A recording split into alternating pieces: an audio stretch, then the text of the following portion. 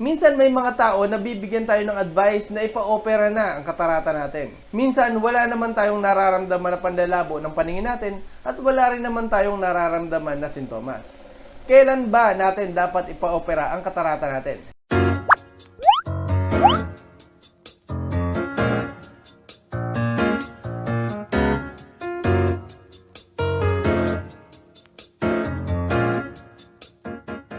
Magandang araw po mga ka-eyeball.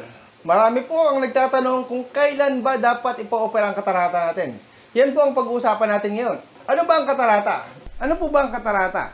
Sa mata po natin meron po tayong lente. Ito pong lente na ito, kailangan po transparent po yan. Kapag itong lente na ito ay lumabo, nawala yung kanyang transparency, ito po yung tinatawag natin na katarata. Marami po sa atin kahit may edad na nagtatrabaho pa. Ang tanong po, kaya pa po ba natin i-perform yung mga bagay na inaasahan sa atin sa ating trabaho o sa ating hanap buhay?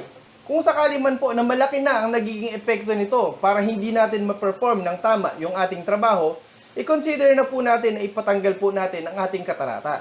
Sa mga taong nagmamaneho, lalo na po sa gabi, mahirap po para sa taong may katarata ang magmaneho sa gabi. Ito po ay delikado sa inyo at para na rin po sa ibang tao. I-consider na po natin ang pagpapa-opera ng katarata natin. Marami sa atin may mga bagay tayong gustong ma-enjoy ng mga activities natin tulad ng sports, tulad ng pagta-travel.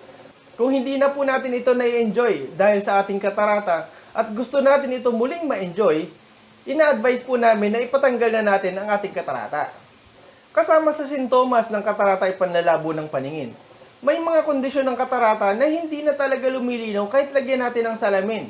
Kung sakaling ganito po ang kondisyon natin, ipa-opera na po natin ito para makakita na tayo ulit ng malinaw.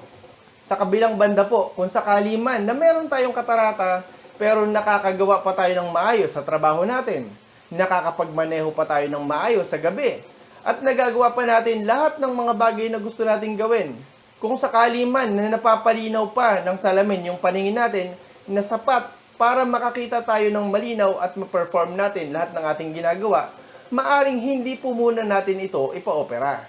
Iba-iba po ang katarata. Minsan natatakpan na talaga yung paningin natin, minsan ay hindi naman.